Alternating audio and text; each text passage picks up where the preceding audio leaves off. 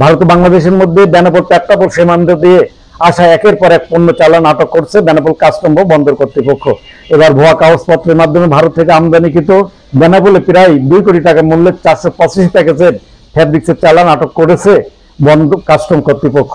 এসব বিষয়ে বিস্তারিত প্রতিবেদন ভয়েস অফ ক্যালকাটায়। দেশ বিদেশের সব খবর জানতে, দেখতে, শুনতে, শিক্ষা, স্বাস্থ্য, যোগাযোগ, ভ্রমণ, বাণিজ্য ও বিনোদন সহ বিভিন্ন বিষয়ে সবার আগে সব প্রতিবেদনটি দেখুন ভয়েস অফ ক্যালকাটায়।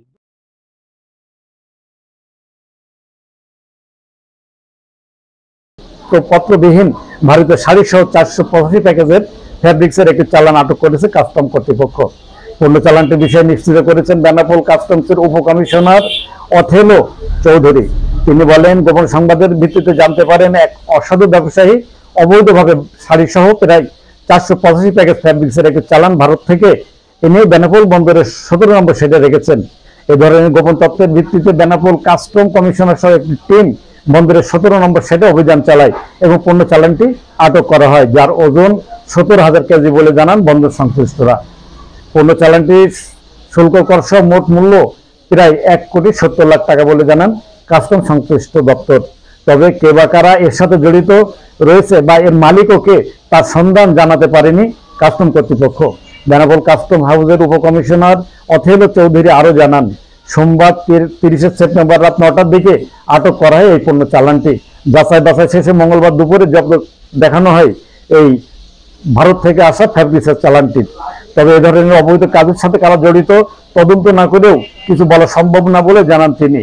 এ ধরনের কাজের সাথে যারাই জড়িত তাদের বিরুদ্ধে ব্যবস্থা গ্রহণ করা হবে বলে জানান কাস্টম কর্তৃপক্ষ। বন্দরের 17 নম্বর শেডের ইনচার্জ মতিন জানান, এ ধরনের পণ্য কিভাবে লোড আনলোড হয়েছে জানেন না তিনি, তবে শেডে নামলো তাও জানাতে পারেননি তিনি। শেডের চাবি তার কাছে থাকলেও বিস্তারিত জানাতে পারেননি এই শেড ইনচার্জ। এ ধরনের অবৈধ পণ্য বন্দরের সব আনুষ্ঠানিকতা শেষে প্রবেশ করলো এ বিষয়ে কিছু জানাতে পারেননি তিনি। বিভিন্ন প্রশ্নের জবাবে মতিন বলেন, এখনো এখানে প্রান্ত নামে একজন এনজিও কর্মী থাকেন এবং মিয়ান নামে একটি সেন্টার এজেন্সি আব্দুল্লাহ নামে একজন বর্ডারম্যানের সহযোগিতায় সেটা পণ্য লোড আনলোড করা হয়েছে বলে জানান তিনি। এ সময় অনুপস্থিত ছিলেন মতিন। তবে খোঁজ নিয়ে জানা গেছে ওই নামে কোনো সেন্টার এজেন্টের কোনো অস্তিত্ব নেই বেনাপোলে এবং আব্দুল্লাহ নামেও কোনো বর্ডারম্যান নেই এখানে।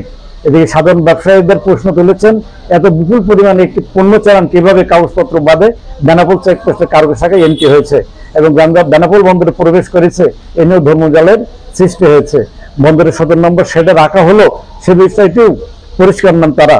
বন্দরের শেড ইনচার্জ সরাসরি জড়িত বলে জানিয়েছেন ব্যবসায়ীর সাথে সংশ্লিষ্টরা। তবে তার সহযোগিতা ছাড়া ভারতের ট্র্যাক থেকে এ ধরনের পণ্য চালান কাগজপত্রবিহীন এবং শেডের মধ্যে রাখার কোনো ক্ষমতা অন্য কারণ নাই বলে জানান বন্দর সংশ্লিষ্টরা।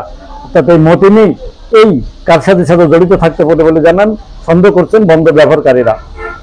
উল্লেখ্য, এই চালানটি ভারত থেকে গতকাল সোমবার সকাল 10টার সময় বন্দরের 17 নম্বর শেড ইনচার্জ মতিনের সহযোগিতায় আনলোড করা হয় এবং ভারতের ট্র্যাক থেকে পণ্য চালানটি আনলোড করা হয়েছে। এরপর বেলা 12টার দিকে ওই পণ্য চালানটি কাগজপত্র দিয়ে একটি কভার্ড ভ্যান ট্র্যাকে, যা খুলনা মেট্রো ট 11-21-67 নম্বরে লোড করার সময় কাস্টম কর্তৃপক্ষ ট্র্যাকটি জব্দ করেন এবং স্থানীয় কয়েকজন ব্যবসায়ীরা জানান, দীর্ঘদিন যাবৎ বেনাপোলে একটি কুচক্রী মহল সরকারের রাজস্ব ফাঁকি দিয়ে ভারত থেকে জাল কাগজপত্রের মাধ্যমে কোটি কোটি টাকা শুল্ক ফাঁকি দিচ্ছে এবং প্রকৃত আমদানিকারকদের ক্ষতিগ্রস্ত করছে তারা। স্থলবন্দর এবং কাস্টমসের কিছু অসাধু কর্মকর্তাদের যোগ সাজসে কাগজপত্রবিহীন ভারতে পণ্য নিয়ে আসার ঘটনা জানান বন্দর সংশ্লিষ্টরা। সরকারি কোটি কোটি টাকা রাজস্ব ফাঁকি দিয়ে আসছে এই চক্রটি। এদের কোনো সেন্ট্রেভ লাইসেন্স না থাকলেও তারা বেনাপোলের কয়েকজনের লাইসেন্স ভাড়া নিয়ে এই কাজ করছে বলে জানান বন্দর সংশ্লিষ্টরা। তবে এসব শুল্ক ফাঁকি দিয়ে অসাধু আমদানিকারক এবং সেন্ট্রেভ এজেন্ট ভাড়া নেওয়ার সদস্যরা দিনে দিনে আঙ্গুল ফুলে কলাগাছ হয়ে যাচ্ছেন।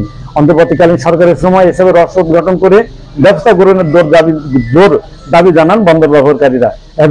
আমাদের ভিডিওটি সম্পর্কে মতামত জানাবেন লাইক ও কমেন্টস করে, আর শেয়ার করে অন্যকে দেখার সুযোগ করে দেবেন। বিদেশের খবর জানতে আমাদের ভ্রমণ, বাণিজ্য ও বিনোদন সহ বিভিন্ন বিষয়ে সবার আগে সব প্রতিবেদনটি দেখুন ভয়েস অফ ক্যালকাটায়।